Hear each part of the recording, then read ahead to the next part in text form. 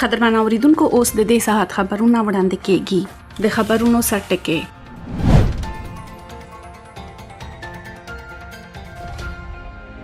د هندستان او بنگلاديش په منځ کې نوې هوایي خدمات پیل شوې. ولسمشره بدیا دیوی بنداري د پاوز مشر جنرال ام نروانه ته د نیپالي پاوز د جنرال اعزازي رتبه ډالۍ کړه. لومړی وزیر مودي جان پامبے ماګوفولی ته د تانزانیا د ولسمشر په توګه لوړه کولو مبارکي وایي. د ایتوپیا لومړی وزیر ابي احمد ژمنه کوي چې د تګرای بحران د حل لپاره پوځي اقداماتو ته دوام ورکوي. په ګواتیمالا کې د ایټا طوفان له کبله رامنځته شوې ځمکې ښویېدنې له کبله 50 کسان وژل شوي. په نیوزیلند کې جاسندا آرډرن د غټ بریا وروسته د دوهم ځل لپاره د لومړی وزیر په توګه لوړه وکړه او هندستان د ویډیو کانفرنس له لارې د هند او انډونیزیا ترمنځ د سکرو په اړه د 15مې ګډې کاری ډلې کوربتوب کوي. عزیزانو اوس بشپړ خبرونه واورئ. د هندستان او بنگلاديش په منځ کې د هوایي ببل تنظیماتو لاندې یو نوې هوایي خدمات پیل شوې دی. د وستارا هوایي شرکت په اونۍ کې 2 ځله خپل الوتنه له دهلی څخه ډاکا ته پیل کړې او لومړی الوتنه یې پرون له دهلی څخه ډاکا ته ورسېده. د بنگلاديش د ملکی هوایي چلند مملکتي وزیر محمد محبوب علي د نوې خدمت د پیل د هرکلي کولو سره وویل چې د دوه هیوادونو ترمنځ د ایر ببل هوایي تنظیمات د هغو خلکو سره مرسته کړي چې د طبي درملنې، سوداګري او نورې موخې لپاره سفر ته اړتیا درلودل. په بنگلاديش کې د هندستان سفیر وکرام دورای سوامي د دې پیل هرکلي کولو سره د بنگلاديش خلکو ته ډاډ ورکړ چې د هغوی سفارت به د دوړو هیوادونو ترمنځ د سفر د اسانتیاو لپاره هر ممکن هڅه وکړي. د پاوز مشر جنرال ام نرواني په کټمانډو کې د ولسمشرې بدیا دیوی بنداري لخوا د نیپالي پاوز د جنرال اعزازي رتبه ډالۍ ترلاسه کړه. نوموړي پرون په کټمانډو کې د ولسمشري په رسمي کور شیتل نواس کې په یو ځانګړي مراسم کې دا ویاړ ترلاسه کړه. نوموړي ته د مراسم په جریان کې یو توره او سکرول هم وړاندې شو. په دغه مراسم کې د نیپال لومړی وزیر کې پی شرما اولی، د هندستان سفیر وینې ام کواترا او د دوړو هیوادونو نور لوړپوړي چارواکي شامل ول. دا عمل د اوو لسیزو زوړ دود تعقیبوي چې د یو بل هیواد د پاوز مشرانو ته افتخاري لقب ورکول کیږي. لومړی وزیر نریندر مودي جان پامبي ماګوفولی ته د تانزانیا د ولسمشر په توګه لوړه کولو لپاره مبارکي ویلې ده. ښاغلي مودي په یو ټویټ کې وویل هغه هیله لري د دوړو هیوادونو ترمنځ اوږدمهاله ملګرتیا لا نوره غښتلې کولو لپاره د نوموړي سره کار وکړي. د ایتوپیا لومړی وزیر د اندېښنو په منځ کې چې دا کېدای شي کورنۍ شخړې ته بدل شي دا ژمنه کړې ده چې د شمالي ایالت تګرای بحران د حل لپاره پوځي برید ته دوام ورکړي. د ایالتي او فدرالي حکومتونو ترمنځ لانجه د میاشتو راهیسې رامنځته شوې. د چهارشنبې په ورځ د لومړی وزیر ابي محمد حکومت د تګرای ځواکونو پر یو فدرالي پوځي اډې باندې د برید تورن کړ. په عین حال کې د تګرای ولسمشر وویل چې د نوموړې سیمه د جنگ په حالت کې و. د برټشن ګبري مایکل په یو ټلویزیونی خبرپاڼه کې وویل چې د جګړې د چمتووالي لپاره سرچینې به چمتو شي.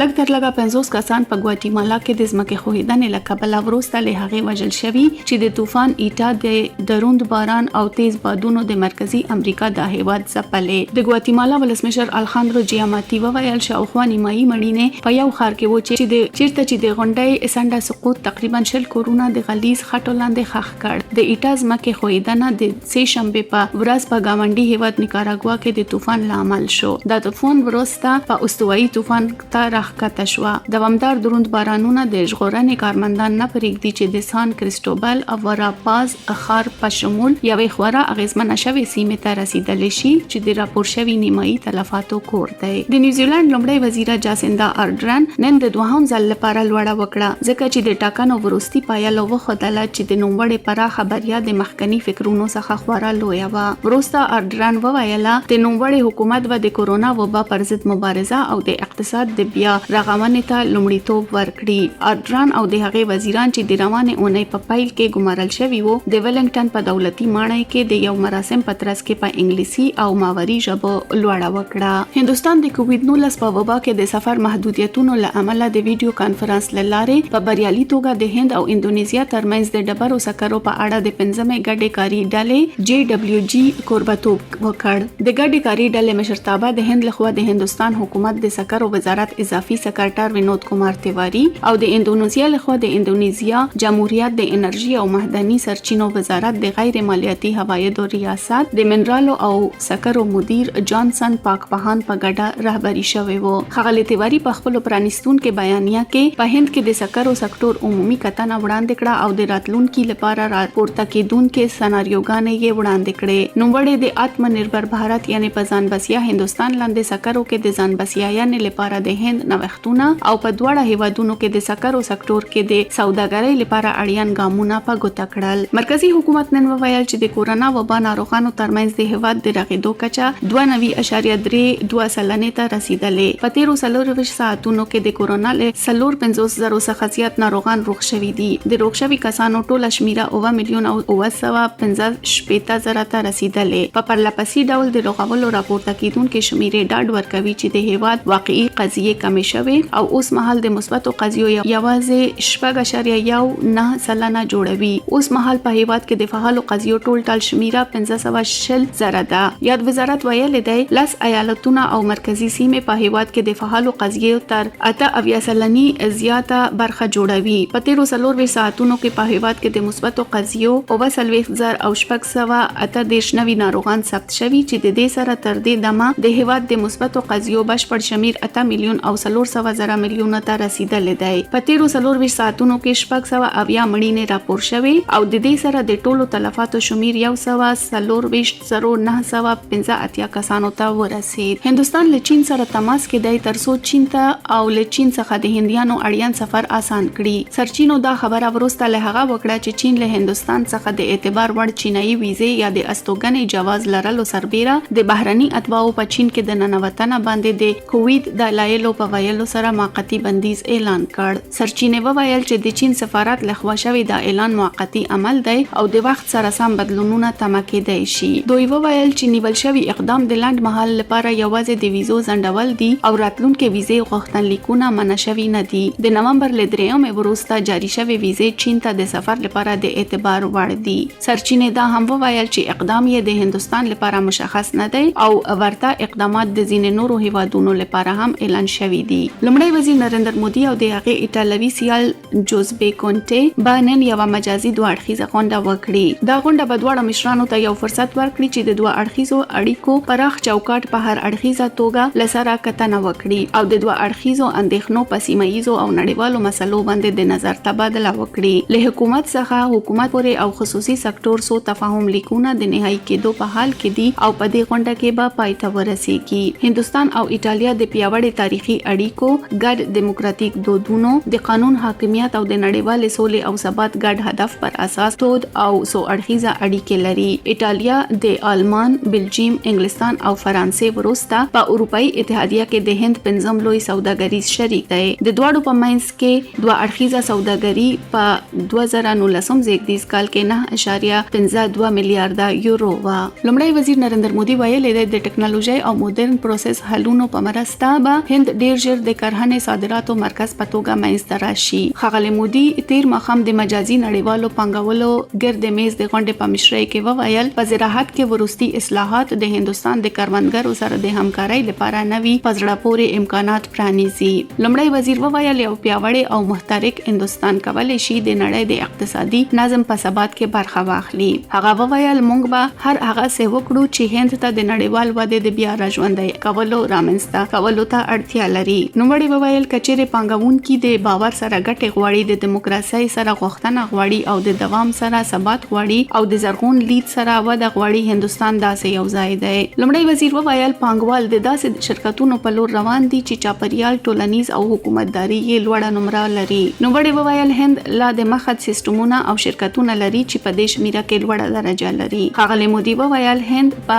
ESG باندې مساوي تمرکز سره د ودې لارې تعقیبولو باندې باور لري. هغه وویل د آتم نربر یا په ځان بسیا کېدو لپاره د هندستان کوښښ یوازې لید نه بلکې یو پلان شوی اقتصادي استراتیژي ده. حتی د رایو شمیرلو 2 ورځې وروسته دا نږدې غوښتنه ده چې د متحده ایالاتو راتلونکي ولسمشر به څوک وي. د CNN په وینا د دیموکراتیکانو کاندید جو بایدن د 253 څوکیو سره سیالۍ کې مخکښ دی، په داسې حال کې چې ولسمشر ډونالد ټرمپ په 214 څوکیو بریا ترلاسه کړې ده. په 538 غړیو انتخاباتي سیمه کې ګټونکي د 280 څوکیو ته اړتیا لري چې ترڅو د ګټونکي په توګه اعلان شي. په ورته وخت کې ټرمپ د رایو شمیرنې بندولو لپاره ټویټ کړي، په داسې حال کې چې بایدن د آرام پاتې کېدو غوښتنه کړې ده. د خبرونو پای.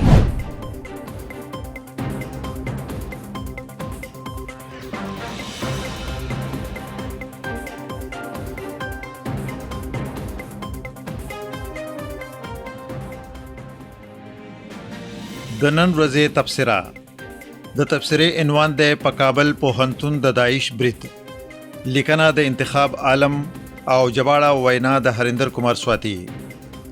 له یوې خوا په دوحه کې د افغان حکومت او وسلوالو طالبانو د استازو ترمنځ خبرې روانې دي او له بلې خوا په افغانستان کې د تروریستي حملو او مخ په ډېرېدونکي بدنظمي شتون لري. د افغانستان د صلح خبرې اترې روانې دي، خو حقیقت دا دی چې په افغانستان کې د صلح لپاره هیڅ امید نشته. څو ورځې وړاندې د افغانستان د بلخ ولایت پخوانی والی عطا محمد نور په یوه ډیپلوماټیک ماموریت کې هندوستان ته راورسید او اندېښنه څرګنده کړه چې وضعیت د امریکایي ځواکونو له وتلو وروسته لا پسې خرابېدونکی دی.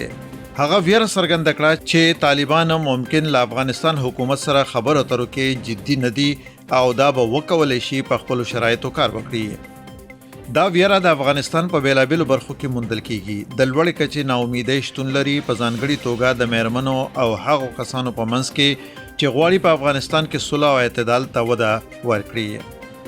دلته یو مخ په ډېرېدونکی خطر شتون لري. که چېرې د دوحه خبرې بې پایله ثابتې شي نو وضعیت اټکل کېدلی شي د بدنظمۍ زیاتوالي او په ټولنیز ژوند باندې د تر ټولو لوی اغیز لامل شي. دا به د پوهنې په سکتور په ځانګړي توګه د میرمنو تعلیم او د دوی ورځني ژوند باندې خورا ناخوښه اغیزه ولري. په ورته وخت کې د کابل پوهنتون د لوی برید خبر هم راغلی دی. په حقیقت کې هلته د کتاب میله جوړه شوې وه چې دا بمی چاودنه وشوه چې لږ تر لږه 20 تنه یې ووجل او لسګونه نور یې ټپیان کړل. رو رو د مړو شمیره 40 ته ورسېده. برید په یو تعلیمي مؤسسه شوی و، نو طبیعي خبره ده چې په مړو کې د محصلینو شمیر هم زیات و. دا برید 13 دوشنبه شوی. شاوخوا یوې اونۍ د مخه یوه بله تعلیمي اداره هم په نښه شوې وه. اسلامي دولت یا داعش د برید پړه په غاړه اخیستې. کله چې برید پیل شو، زده کوونکي او ښوونکي د پناه ځای په لټه کې شول. د قانون او د ژورنالیزم مرکزونه د پیښې ځای ته نږدې موقعیت لري او د لاسي بمونو او د ټوپکو کارول خورا ډیر وو. د افغانستان ځانګړي ځواکونو سرتیرو هڅه وکړه چې وضعیت کنټرول کړي او د ښوونکو او د زده کوونکو ژوند خوندي کړي. البته یو څه وروسته وضعیت تر کنټرول لاندې راوستل شو. د رسمي سرچینو په وینا په برید کې شامل 3 ترهګر وژل شوي دي. داعش ادعا وکړه چې د برید هدف هغه کسان په نښه کول وو چې غوښتل یې په پوهنتون کې د حقوقو مطالعه وکړي، قاضیان شي یا په استخباراتي ادارو کې د پلټونکو په حیث کار وکړي، ځکه چې دا ټول کافران دي او افغان حکومت هم د کفارو حکومت دی. دا د برید کوونکو هدف او اجنډا ده. د اکتوبر په 28 هم په یو تعلیمي مرکز حمله وشوه چې له امله یې 40 تنه مړه او تر 100 زیات ټپیان شول. دا ډول بریدونه د هغه وخت یادونه کوي چې طالبانو په ځانګړي توګه تعلیمي ادارې په نښه کړې وې. که دا داعش وي او که طالبان یا کوم بل ترهګرې ډلې، دا ډول تخریبي سازمانونه د تعلیم په اړه یو شان نظر لري. تر څو چې په افغانستان کې د ورستي بریدونو تړاو دی، په ځینو برخو کې ویره شتون لري چې د طالبانو او آیسای ترمنځ پټ تړون شوی چې طالبان به داسې ځان ښایي چې له ورته بریدونو څخه جلا دي، مګر دننه به یې ملاتړ وکړي. داسې خبر هغه وخت هم مخې ته راغلی و کله چې د متحده ایالاتو او طالب استازو ترمنځ خبرې روانې وې. دا پیښې په افغانستان کې د دې کړیو اندېښنه پیاوړې کوي چې په بین الافغاني خبرو کې د طالبانو ګډون یوازې یوه ډرامه ده، د دوی پټه اجنډا بل څه ده.